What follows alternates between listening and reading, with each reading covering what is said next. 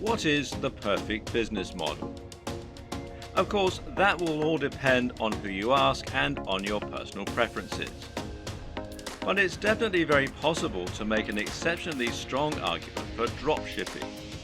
This is a business model that has huge advantages over selling your own products, over becoming an affiliate marketer, and certainly over making money from adverts.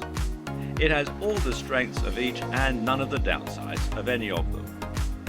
This is a business model that allows you to work from home and earn passive income, while at the same time building a big brand for yourself and selling real physical products. So why isn't everyone getting involved in dropshipping already? Why do so many people still choose to make money as an affiliate marketer instead? Well, the answer is simple. A lot of people still don't know what dropshipping is or how to get involved in it.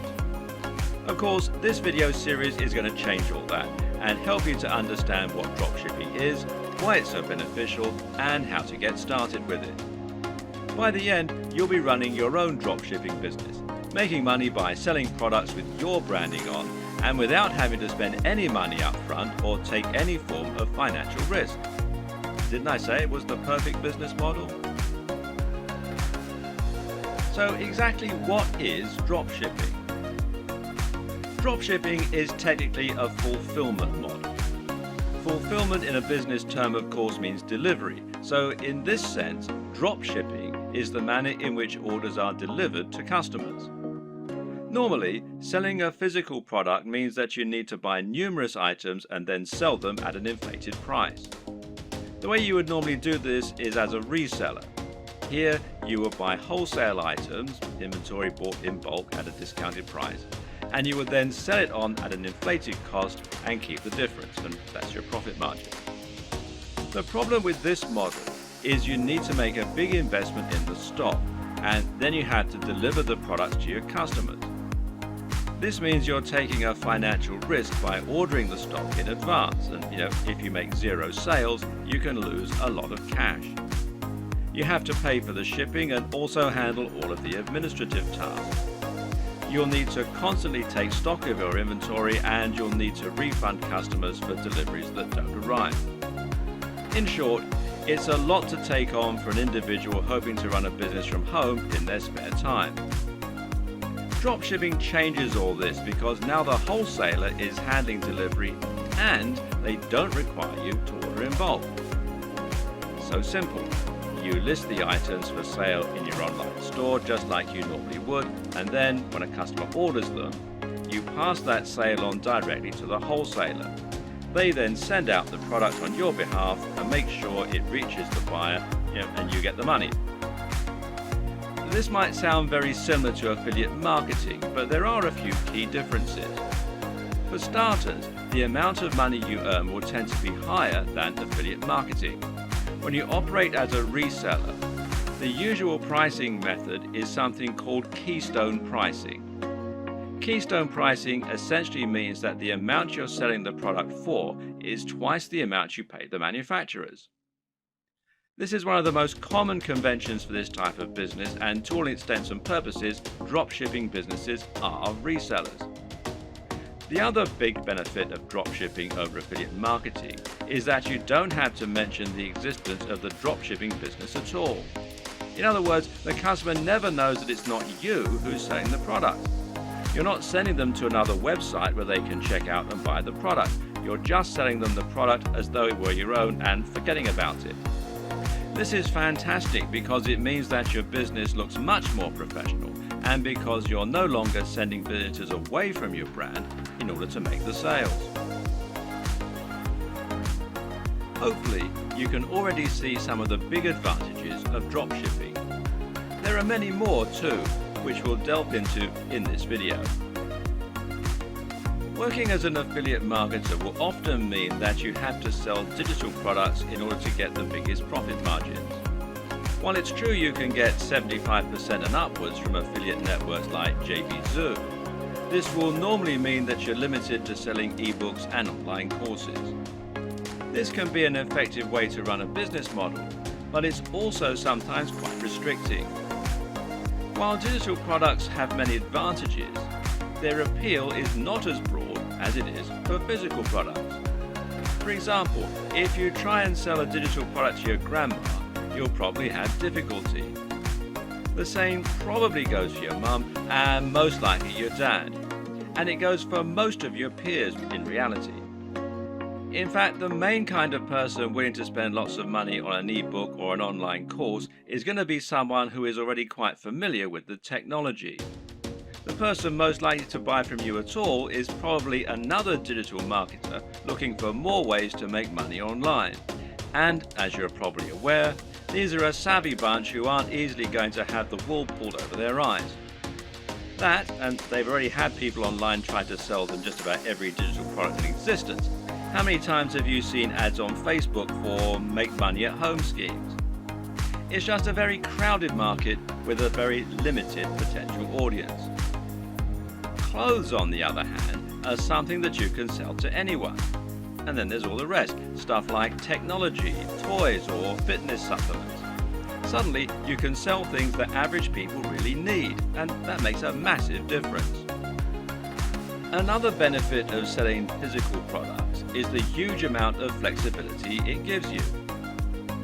We've already seen that you'll have a lot more flexibility in terms of the types of things you can sell, but of course this will also extend to drastically increase your flexibility in terms of the way you sell.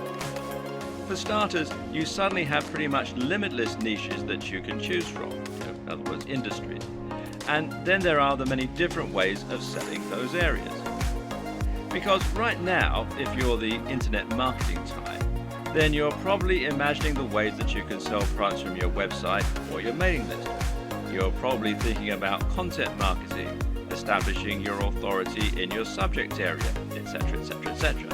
But that's not the only way that you can make money from a dropshipping business. Did you know, for example, that many of the products being sold on eBay are actually being dropshipped?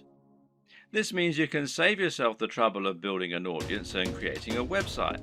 Just find the product that you like, create a listing, and you're good to go. Even big companies like Home Depot and Sears reportedly use dropshipping on some of their less popular products, so it must be a good business model.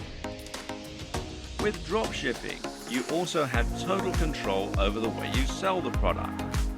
This means it's up to you if you want to introduce a time-limited discount or if you want to bundle multiple items together in order to offer special deals, etc. This can all help you to make a lot more sales, and it's not an option you would have available to you if you were acting as an affiliate. In that scenario, the product owner would set the price and you would have no option other than to go along with it.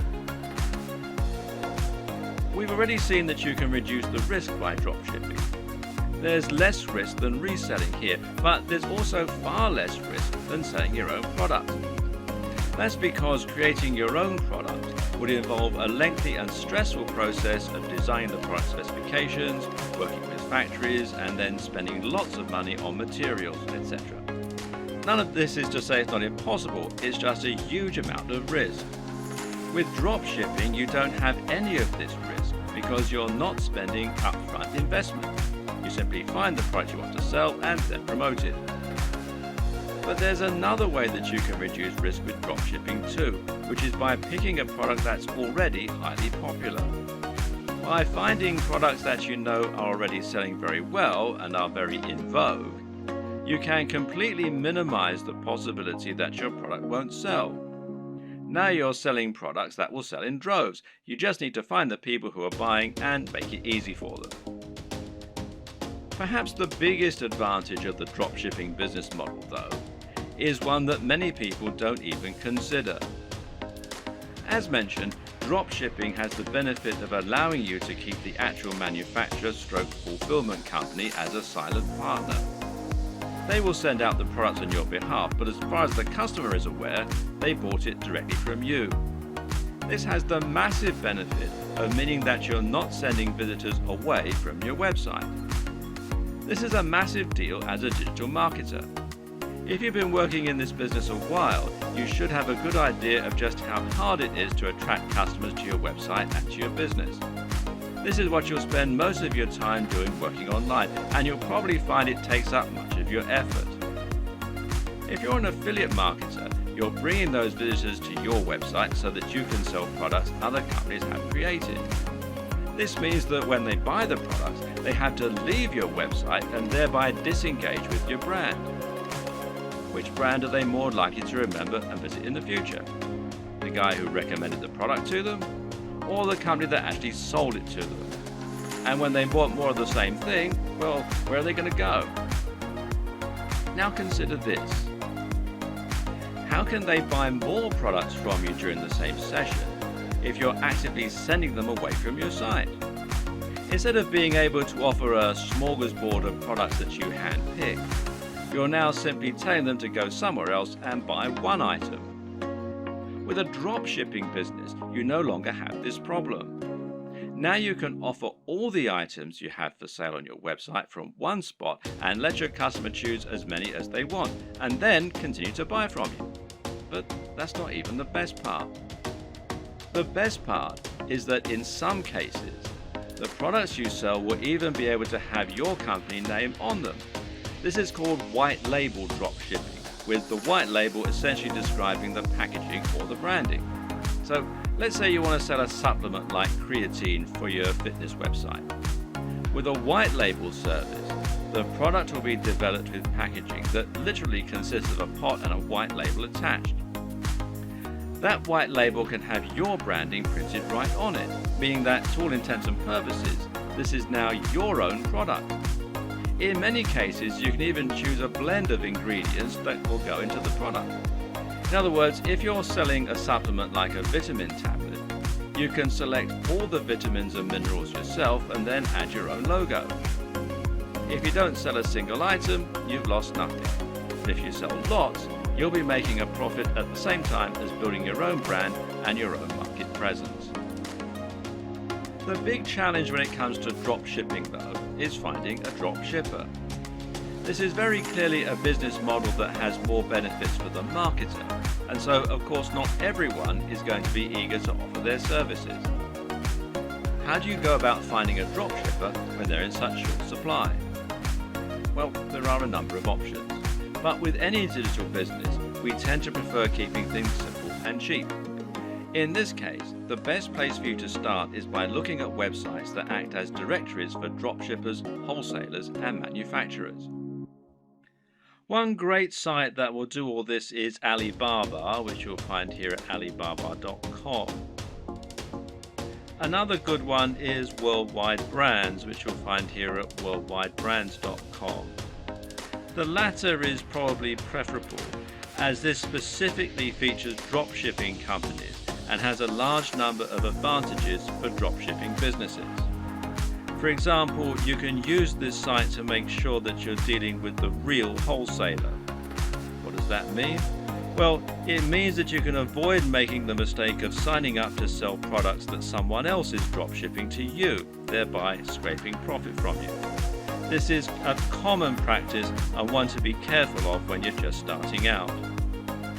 Worldwide Brands is perfect if you plan on finding a dropshipping manufacturer quickly and selling their products on eBay or Amazon. The only problem with this plan is that there's a fairly hefty sign-up fee. Currently it costs $249. Okay, so that's not astronomical, and this is a lifetime membership. But if you were attracted to dropshipping initially because you wanted a business model with zero overhead, then it might be a little off-putting, especially as your break-even point has now been pushed back further. So there is a free review though at the time that I'm making this video. So another option is to try Thomasnet, which you can find here at thomasnet.com, which, like Alibaba, has a selection of different types of manufacturers and wholesalers selling different types of products and different types of services. Makers Row, which is makersrow.com, might also be worth checking out. Some other paid options include SaleWho and Dober, and a great free choice is Wholesale Central. Failing that, another good strategy is just to search Google. When you know the type of product you want to sell, just try searching for that product on Google with the word dropshippers and your location.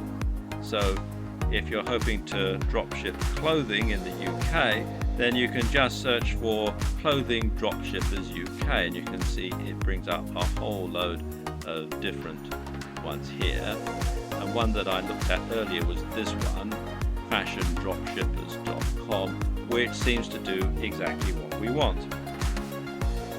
Or perhaps you're looking for a white label supplement dropshipper in the US. In that case, we can search white label supplement dropshipping US. And amongst a lot of the ones here, which you can see, one that we find is Box Nutrition, which you can find here, boxnutrition.com. And it lets us do exactly just that. And it's pretty simple and straightforward method, and there are more and more businesses like this springing up all the time to meet demand. Box Nutrition will handle formulation, production and fulfillment on your behalf, making things nice and simple. The third and final strategy for finding your online dropshippers is just to contact the companies you like directly. Find manufacturers for products you'd like to sell and drop them an email. Better yet, try messaging them via LinkedIn or a similar avenue and see if you can get them to respond that way. This way, your message will stand out from their crowded inbox. You could even visit stores in person and ask the owner if you could have the contact details for the company that sold them X product. And this works better for smaller, privately owned stores, of course. If the company doesn't already offer the dropshipping services you're looking for, then just explain to them the benefits and why you would like the opportunity to sell their products in this manner. In many cases, they will acquiesce and you'll be able to start selling a product that other online retailers don't have access to. Another tip for finding manufacturers that you can email directly is to look on eBay. Search for a product you'd like to sell, and if you notice there are lots of people selling the exact same item, then this is a sign that they're using a dropshipper. It could then be a relatively simple matter for you to track down that original manufacturer and contact them so that you can try to do business with them yourself. Note that many wholesalers and manufacturers don't have a great online presence. This means it can be necessary to dig really deep in Google or try looking at trade magazines and papers instead in order to help find your potential partners. When you're dealing with dropshippers, it's crucial that you do your homework and look and act like a professional. Now, here are some tips to help you do just that. First of all, you'll need a resale certificate. Not all, but many dropshipping companies will want proof that you're a real retailer and not a consumer before they do business with you. Their concern is that consumers will simply claim to be dropshippers or resellers so that they can get items on the cheap. To provide this proof, you might need an EIN number for your business if you're in the United States. And you can find out more here at the IRS website. The URL is quite long and complicated, so if you just go to Google and type in apply for EIN online, you'll be redirected to this particular site. Now, in other countries, obviously the regulations are different, so you need to look at the tax authority for your country. But again, a search in Google should be enough to point you in the right direction. You might also need a resale certificate, and you can find out more about those at this site here, which is wisegeek.org/what-is-a-resale-certificate.htm. If you're going to speak in person, then it can also be a good idea to familiarize yourself with all the terminology regarding dropshipping so that you don't sound like an amateur. You should also look out for fake dropshippers. When choosing dropshippers, there are a number of businesses you need to look out for. These are not really dropshippers in the truest sense of the word. You need to avoid these companies as they won't always get you the best deals and they might not be able to offer you the same kind of value as other organizations. Be aware of companies that want ongoing fees, which real dropshippers don't require. Likewise, be careful of companies that also sell directly to the public. These companies often aren't really drop shippers so much as resellers who are just trying to trick you into making a bulk order.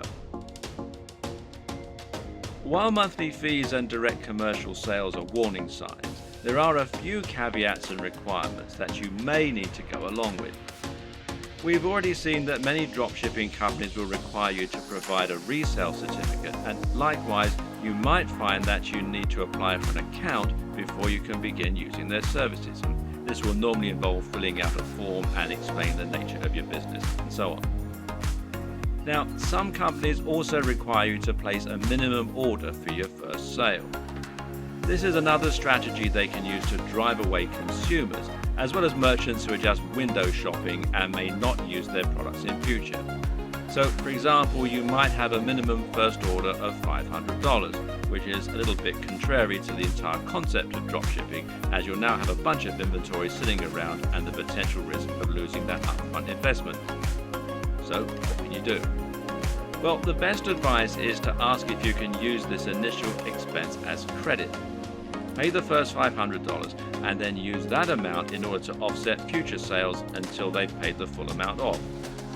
Drop them an email or speak in person to discuss this option. A lot of people just starting out are going to be very eager to find a partner to work with and will feel privileged when they get a positive response to their inquiry. It's an exciting feeling and certainly a compliment being given the go-ahead to sell on behalf of a manufacturer. But at the same time, you also need to be a bit discriminating in your choice. Don't go for the first company that's willing to work with you. Make sure they're actually up to scratch. One thing to be careful of is quality control, and in this regard, you often get what you pay for. Be sure to ask the company what quality control measures they have in place in order to prevent problems like defective products and faults. Likewise, speak with them regarding their delivery times and packaging. Remember that it's your reputation that's going to be riding on the quality of their products and service, so you need to ensure that you're happy with it. Another tip in this regard is to always ask for a sample of the product. If you have demonstrated their ability to sell and they truly are a big business, they should see it as a very small investment to provide a sample of what they're selling. If they won't, then order a product yourself as a customer. You really don't want to put your name to anything that you haven't personally checked out first. Now you have the basic idea of how dropshipping works and how you need to get started, you can begin to think about how you're going to build your own business. This all begins with choosing your product and choosing your industry or niche. The product, of course, is going to be the item that you intend to sell, and this is going to be dictated by the industry or niche that you choose to enter. An industry or niche is the subject matter that you intend to write on and the industry that you want to operate your business in. This is important. The choice is going to impact on everything from the price of your products to the type of person you'll be selling to the type of businesses you'll be working with. The reason we call it a niche, or niche as some people pronounce it, when talking about an online business, is that a niche is a particular category. This is not only your subject matter, but also the type of person who is going to be reading your content. It's very important that you choose this correctly because the niche will affect the size of your potential audience. When you choose a subject matter, you want it to be one with niche appeal. This means it's aimed at a particular type of person who is specifically interested in that type of thing. An example of a niche might be knitting. Now, if you have a blog about knitting and you sell knitting paraphernalia, only people who are interested in knitting are going to read your blog and buy from you. This way, you've cut out a niche for yourself rather than trying to appeal to everyone. That in turn means that you have drastically reduced the amount of competition you're facing. Now you don't need to compete with the biggest companies on the net, and you'll find that paying for things like AdWords advertising is considerably more affordable than it would be for a more general topic. Likewise, getting to the top of Google for relevant keywords like buy knitting gear online is going to be far easier than trying to get a general e-commerce keyword like shop online. The latter will put you up against mega companies like Amazon and pretty much every other online business on the net.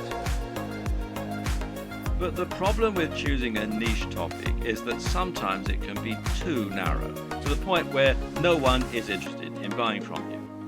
If your niche is puppies with 3 legs, then you're going to have a very small number of amputee puppy owners who can buy from you. You'll find it relatively easy to dominate the search engines and to be the #1 supplier of products in that area. However, once you've sold to all 200 readers, well, you've pretty much reached the limit of what you can sell. On the other hand, a niche like fitness may be considered too broad. Buy fitness clothes online is a hugely popular search term that companies like Sports Direct, Sweaty Betty and Mountain Warehouse dominate. Even ranking for search terms like how to build muscle is going to be very difficult. The perfect niche or industry is one with a broad appeal, but which still gives you a unique twist. This way, you'll be able to appeal to a lot of people, but you'll also be able to avoid directly competing with the biggest competitors.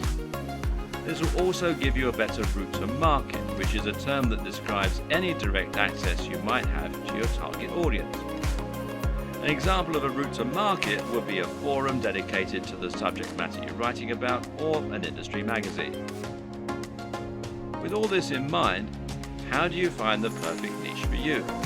Well, there are a few things to consider.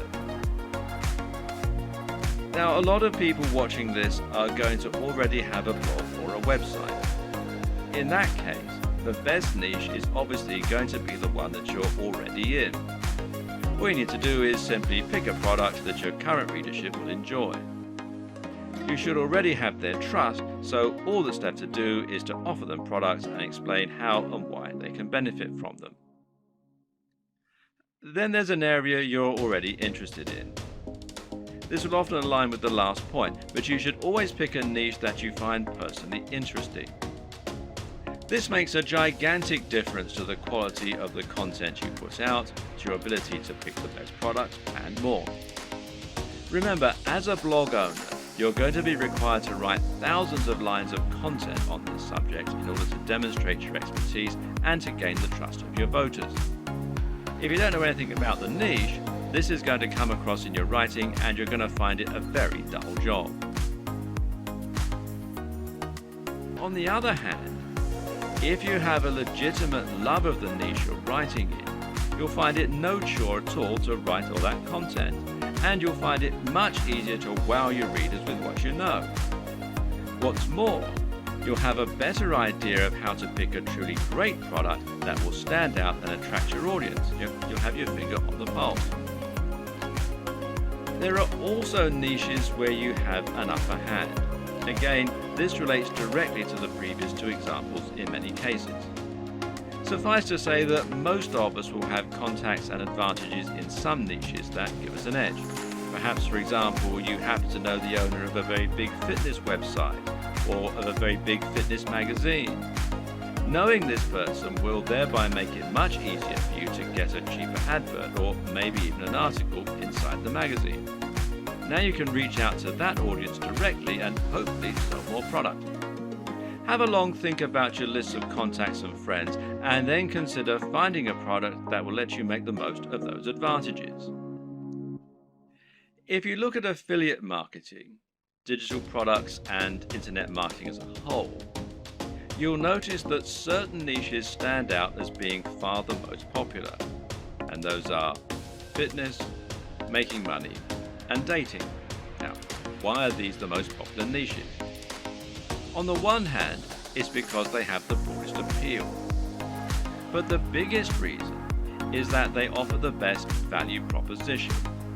A value proposition is basically the way in which your business is able to offer value. This is the way that your products can change people's lives. What is the end result of owning your product? If you're selling a hairdryer, then what you're really selling is the convenience and dry hair. If you're selling clothes, then what you're really selling is the ability to feel good about yourself, to look sexy, and hopefully to thrive in your career and in dating as a result. This is what sells. Try and sell a book about cats and you're not really offering much beyond a few hours of entertainment. But sell a book about making money and you're selling a dream. By choosing a product that can really change people's lives, you're providing much more value, even if the manufacturing costs stay the same. Now, this lets you charge more and make more money as a result, and it basically comes down to the niche. In order to tick all these boxes, one strategy you can use is to target a sub-niche, a niche within a niche. An example of this is targeting a specific type of person within the fitness niche. How about fitness for the over 50s or dieting for the diabetic? You could even do strength training for martial artists. In this latter example, you've actually combined two separate niches in order to offer something truly unique and interesting. Now you have your niche. The next thing to do is to pick an actual product. From there, you can find the manufacturer to help you provide it. The important thing here is there should always be a clear synergy between your branding, your ethos, and your product. That is to say, you should have a real affinity with the product and be selling it as an extension of your mission statement. What you must not do is simply find the first product you can sell within your niche and then go out and try to sell it. An example might be to create a fitness website, build an audience, and then sell a really basic protein shake that is already well known. Can this work? Well, sure it can, but why would people bother to buy from you when there are countless other sites where they can find the exact same thing, or when they can buy it down their local high street? Likewise, if you're selling a product that is obviously not your own and is so generic, it can actually hurt your trustworthiness. It's clear that you're trying to make money, which isn't a bad thing in itself, but you're not offering any unique value in return. You're just saying, oh yeah, and why not buy this generic product while you're here? On the other hand, if you can find a product that is somewhat new, somewhat different, and that mirrors your personal approach to fitness, to business, or whatever your niche is, then you can sell something that you really believe in and can get excited about. And this is something that will come across and make itself apparent for your visitors too. This is one reason why it can be so great to have a hand in helping design the product, as with a supplement, for example, where you get to choose the ingredients. Similarly, you can make money from selling a product that is a little lesser known and that you find particularly interesting and exciting. The best brands will be the ones that can grow with you. Find a company that's doing something new and exciting and express that you'd like to work with them. From there, you can then focus on growing and building your business. And this will help you to form a real relationship that's mutually beneficial and that your customers can appreciate too. Of course, there are many smaller considerations to keep in mind when selling your products. Should you sell a consumable, or should you sell something that will last a long time? Should you sell a product that's very expensive, or one that's very affordable? In the video on e-commerce and pricing, we'll discuss this in more detail, but suffice to say that it can make a lot of sense to sell multiple products in future, as that way you'll be able to benefit from multiple different types of business model and you'll be able to draw in a wider range of buyers. Having a range of prices means you can cater to people with all kinds of budgets and build some loyal customers who might increase their average spend with you over time. For example, a cheap consumable has the distinct advantage of being something that will keep your visitors coming back. If you sell a protein shake, for instance, then your buyers will probably want this about once every month. If you provide a reliable service and appealing prices, then this is an excellent way to get repeat business and to have a recurring income, which in turn will be highly convenient by letting you make more concrete plans for your budgeting, etc. Another option is to run a box business. Now, these are businesses that sell selections of products on a recurring basis. Someone will subscribe to your business and you'll send them a package containing a set number of products each month. This could different items, or it could be one thing. Loot Crate, for example, is a business that sends pop culture merchandise to comic book and games fans. Part of the fun of this service is that they never know exactly what they're going to get, but it will always be something interesting and exciting. Then again, you also get men's grooming services that send the same selection of consumable razors, shaving foams, etc. to their customers every month. This is a different way to create your dropshipping business, one that allows you to add some real extra value and also to promote the products of your partners in an exciting way. There are many other ways you can add value too, whether it's providing freebies like some kind of PDF, offering the best discounts, or somehow upgrading the product you're offering before it reaches the customer. Whatever you decide, the big question to ask yourself is, what value are you providing? What are you offering on top of the products themselves? How are you providing value not only for the customers but also for the supplier? And what advantages do they get by coming to you instead of going to somewhere like Amazon? Finally, of course, you need to ask yourself what types of products will sell well. And this is particularly important when you first start out and you perhaps only have one item to begin with. If you're going to begin your store with just one item, then it's highly important that this one item be something that will sell well and get your business off to the best start.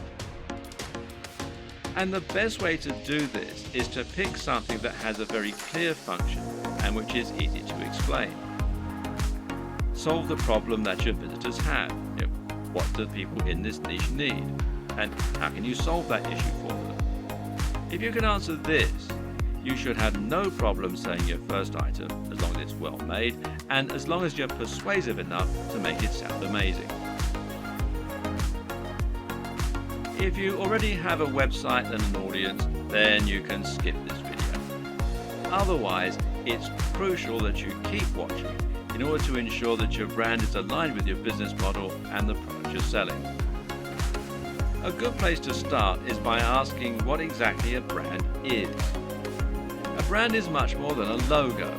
Rather, it's an ethos, a mission statement, and an approach to business. The logo simply tells people that the product or service they're receiving adheres to the same standards as whatever else they've used to do in the past. You start your brand by choosing why you do whatever it is you do. Why should people care about your business? How are you different from other companies offering the same thing? How do you want the world to change as a result of your business being a part of it? This is what allows a company like Apple to capture the imaginations of billions of people and to create such loyal customers. Apple isn't just about selling hardware.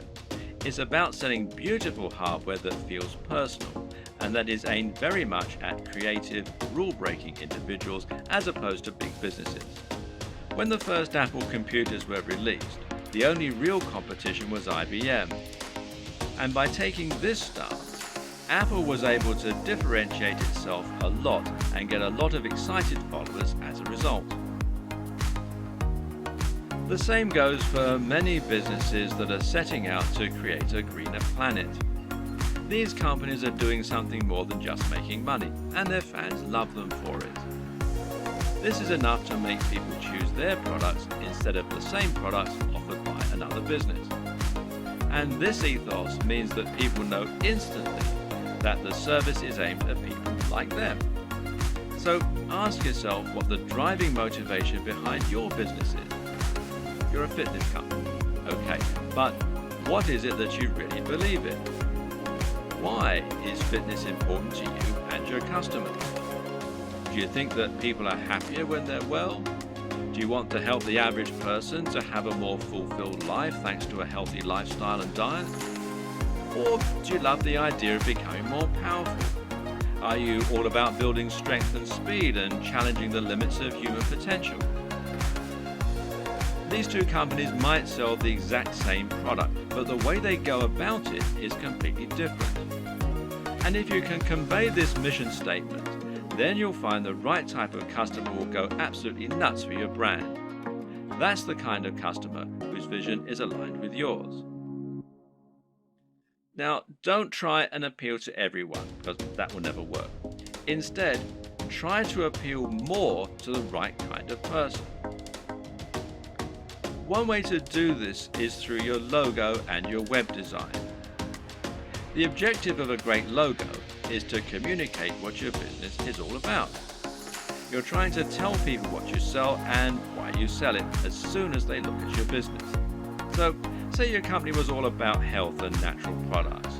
Then you might make a logo that had a tree on it or a heart, and it will probably be green in color and have an uplifting, healthy sounding name. Conversely, if your business is all about punishing workouts in the gym, then your logo might include a picture of a dumbbell or a barbell and have the word iron in it somewhere. The idea is that the combination of your logo, company name, and perhaps blog post is enough to tell any visitor to your site right away that this is a company aimed squarely at them, selling products they're going to love. This should also extend throughout your site design. Meanwhile, make sure that your logo is designed using a vector file, meaning that it's made in Illustrator or a similar piece of software that keeps it easy for you to edit and resize. And avoid using cliches. Once again, this is a good place to invest a little of your own money up front. It'll pay off in the long term. The mistake that a lot of people make is to try and sell right away. This can work sometimes, but it's not generally the best way to build trust, grow an audience, and ultimately secure the best long-term profits. That's because it's somewhat similar to walking up to an attractive stranger in the bar and asking if they want to come home with you. 99% of the time, this will be met with a slap. Most people prefer to get to know the person propositioning them at least a little bit first. So you need to try and introduce yourself properly and let the person feel that they know you and that they can trust you. This is the exact same for a business where you're trying to sell something. Imagine approaching a stranger in the street and asking if they want to buy from you. This is the basic concept of content marketing. To build an audience of people who love your content and who trust your opinion so that you can convince them to buy the products you recommend and so that you can keep bringing people back to your site time and time again, giving you multiple opportunities to make a sale. The way you do this is to start by writing high quality content and to post this to a blog on a regular basis. The more you write and the more you research your subject matter and make it different and interesting, the faster you'll build a dedicated audience you can sell to.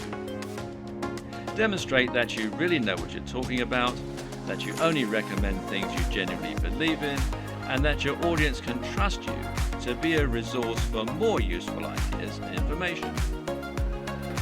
Likewise, try to build your mailing list and social media presence. Incorporate your brand strongly on all your social media pages and in anything else you create, so that people will know they're dealing with the same business. Getting someone to follow you on social media when they think they might be interested in your brand is far easier than getting them to buy a product from you and actually spend money. Social media accounts will meanwhile help you to bring more new customers to your site by letting people share with their network.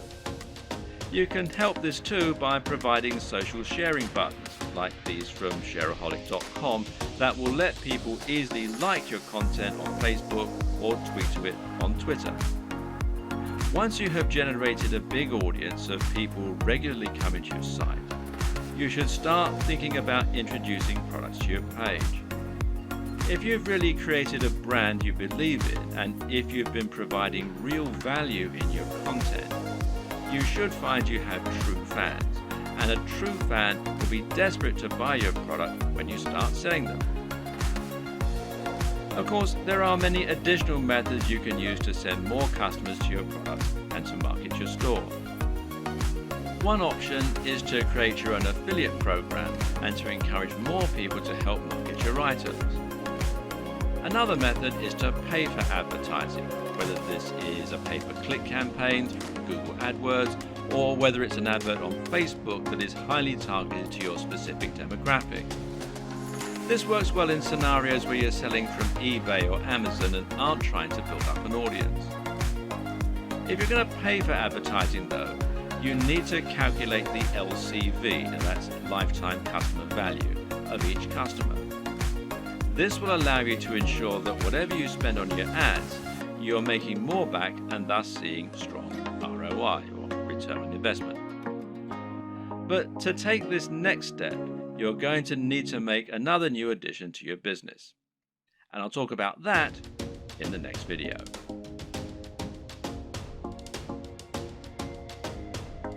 Once you've chosen your products and niche and built an audience, the next step is to create your own e-commerce store. This is an online storefront where you can show your different items and encourage sales. Being successful here is not just a matter of choosing the right design to begin with, but also thinking about how you're going to arrange and price your items to help them move. This ultimately comes down to a lot of psychology. When it comes to e-commerce website design, there is a single overriding goal which isn't always true of a regular site design. Of course, that objective is always to try and increase sales and increase profits, and this is probably actually more important. You'll also want it to look attractive, to be functional and easy to use, and to represent your brand in the right manner. But this is really just in service of creating a web design that helps you to make more sales. This means every single element in your site design should be encouraging more sales and pointing users in that direction. The old adage here is that good design should communicate and not decorate. If an element of your design isn't somehow getting people to keep browsing your store or to click on the buy button, then it has no place in your design. If you use the right development company or a good e-commerce builder or template, you should find the experience and expertise of the professionals informs their decisions and results in the best possible turnover and profits for you. In this regard, it's always worth spending a little more on a professional theme or on a proper development company. Unless you're a professional designer yourself, you won't be able to compete with an entire organization made up of experts who have the very best tools and the most experience. And any lack of professionalism in your site design is going to reduce the trust in your brand and make visitors less likely to buy. An e-commerce store, more than any other design, needs to look professional and have a sense of polish and sheen. The easiest way for most digital marketers to create their own e-commerce store will usually be to use a WordPress theme like WooCommerce. Now, WooCommerce is a theme and plugin combination that will transform an entire WordPress site into an online store. And this makes managing your store just as easy as managing any WordPress website. You can still get a professional design for your site meanwhile by hiring a professional designer to create your theme for you, or by buying one that you really like the looks of and you think will fit your brand. Now, you can download the free version of WooCommerce, the WooCommerce plugin that is, from within the WordPress dashboard. Or you can buy the paid for version and you can buy the themes from woocommerce.com. There are other options too. For example, Shopify gives you a hosted e-commerce platform. And this means that the site will be located off your server, just like a profile on Facebook, for example. You then send your customers to that page where they can shop through your multiple products. And this can help make things a little easier and simpler to run. But it does ultimately mean that you lose a little of the freedom and flexibility that comes, in terms of your website design and how it all looks and how it all works, etc. And there are local versions, the Shopify.com if you're in the US, Shopify.co.uk if you're in the UK, and there are some other local versions as well. Now, do bear in mind that this is a paid for service, but there is a 14-day free trial at the time that I'm making this video. Either way, through choosing a well-known platform such as one of these, or Magento, which is magento.com, or BigCommerce, which is bigcommerce.com, will mean that you can find a large amount of support, free themes, plugins, and more that will help you sell. And some of these features can be incredibly useful, such as the ability to add widgets right there on your blog that promote your top items, for example. So don't steer away from the big players. Using these methods will help you to generate more sales by having a professional looking and performing website. Nevertheless, it's still always useful to understand the theory and principles behind it so that you can continue to implement best practices yourself, especially when it comes to aspects that fall outside the realm of design, such as price. Now, here's how the right combination of pricing, positioning, and design can help to make your items sell more effectively. And the first is contrast. Now, contrast can of course be aesthetic, and making choices such as using red buy buttons against a white background is a great way to make a particular element stand out and get more clicks. And this also comes down to color psychology, but we won't go into this right now. The other type of contrast refers to the way that you position items next to one another, with the objective being to place expensive items next to cheap ones. Why? Because this makes the cheap items appear even more affordable and the expensive items appear to be even more premium. Now, let's say you have a $10 tie next to a $50 tie. Someone who wants the very best tie might be all the more impressed by your premium offer, knowing that it's 5 times more expensive than the cheapest product.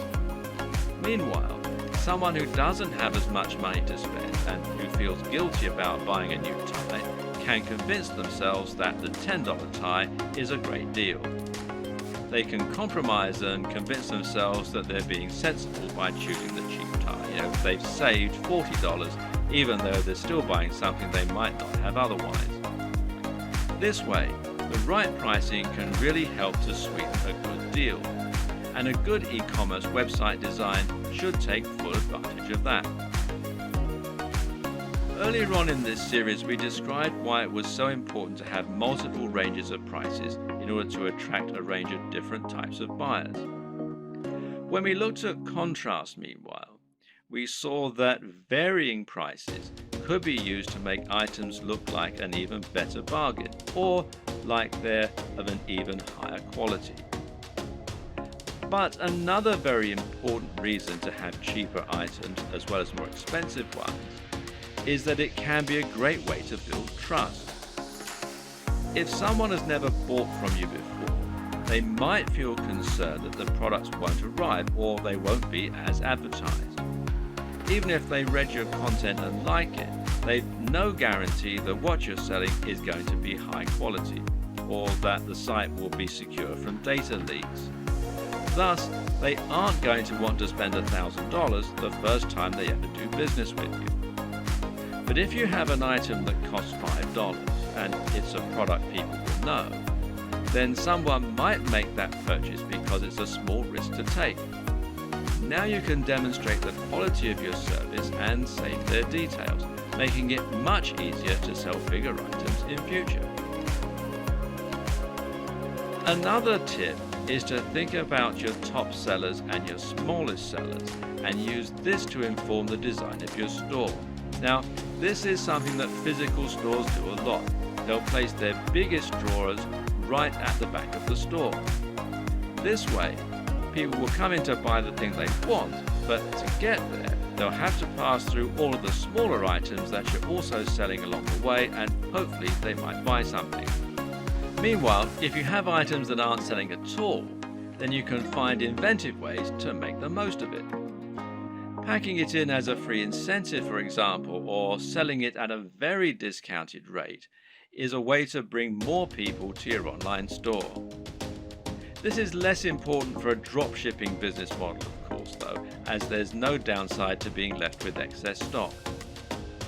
What's important to consider when looking at an e-commerce website design is that in order to make a sale, you'll have to overcome certain psychological barriers.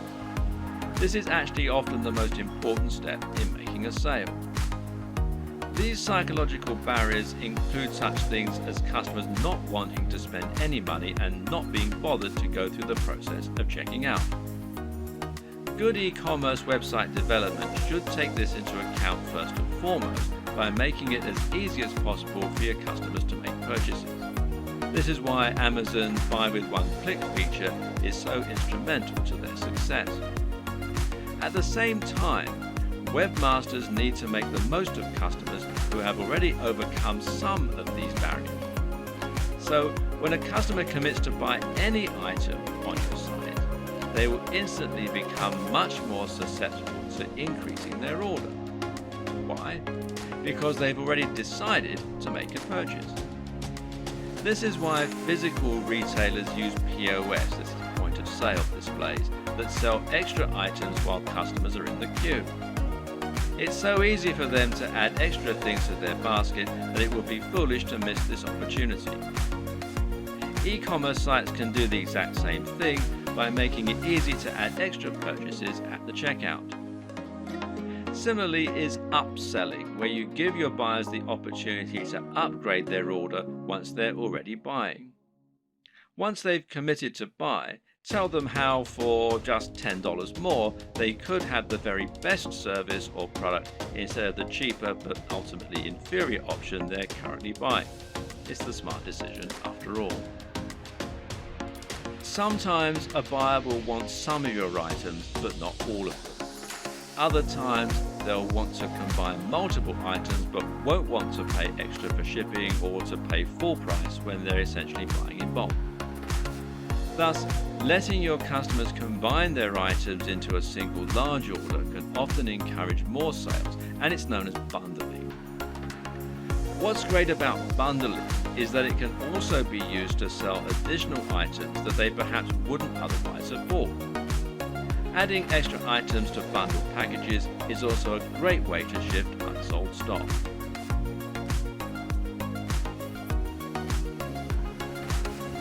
One aspect that can help you to boost your sales is so big and important that it needs its entire own video. And that's your persuasive writing. This is what you use to sell your individual items in their store listing, but it's also what you use on a sales page to promote items that are of a particular high value and that you really want to ship. The first and most important tip is to capture the attention of your readers as quickly as you can. This means you should use a bold statement, perhaps capitals, and you should address the reader directly. Now you can get the body you want, and that works much better than a quick workout for burning fat. Asking a question is also a common and effective method because it forces the reader to engage with the text by thinking about the answer. Hence, are you sick of feeling tired and unfit? The problem with this though is it can seem a little too obvious as an in-your-face marketing technique. An even better strategy then is to use a narrative structure for your opening. In other words, structure your text like a story. That way, people will want to know what happens next, and the text will seem inherently much more interesting. This is true because we're so used to reading stories. We've been listening to stories for centuries, and as a result, they're always an effective tool for getting people to listen. They're also easier to make emotionally resonant. A great opening might be, I was unhappy with my body and looking for answers. Little did I know the solution would lie in an ingredient found in most diets already. You should also use headers and enable skimming. The reason this point is so important is that most people are in a huge hurry, especially online. Attention spans are short and no one wants to wait around to read a huge ream of text that's just trying to sell them something. Another way around this issue is to make your text skimmable. A good way to do this is to use lots of headings.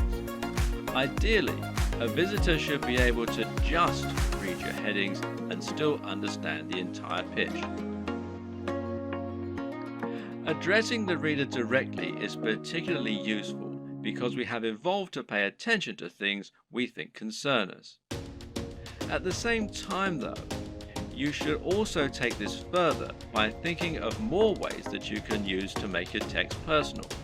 In particular, this means using a personal interest story. Explaining how your product works by saying how it has helped someone else or even you.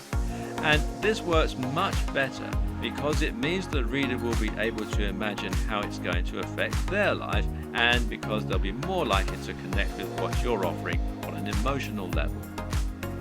Earlier in this series, we discussed the importance of value proposition. This is something you should always keep in mind when selling. How do you make the product applicable to the reader? How do you give it emotional weight?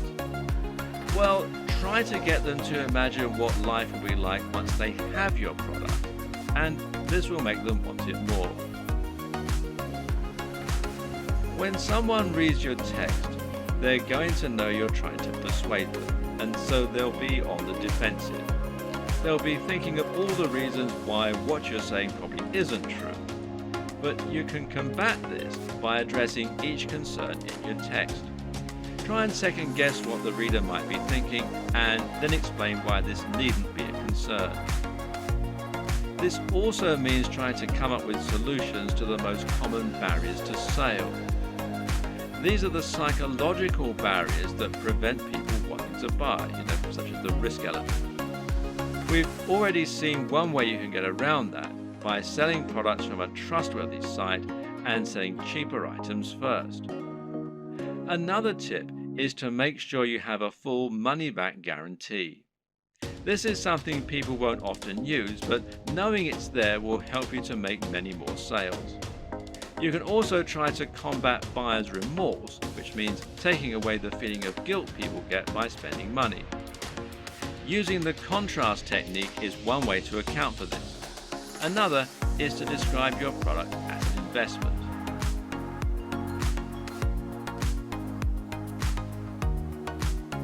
Ultimately, the best way to start building your dropshipping business is to start by selling a product through your site and then to experiment and grow from there.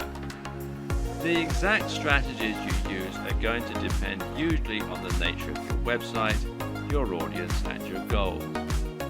It's up to you to find your way, to see what works, and to tweak and evolve your business over time. Hopefully, this video guide has given you all the tools you need to get started. You should now have a strong idea of how a dropshipping business works and how to get started. And you should now have a grasp on how to encourage products to grow, how to choose items that are likely to sell, and how to find the right market and audience for what you're selling. Once you begin selling physical products to your audience, you'll unlock the kinds of profits that you just can't get as an affiliate, and all without taking any significant risks or spending much money at all. And I wish you every success.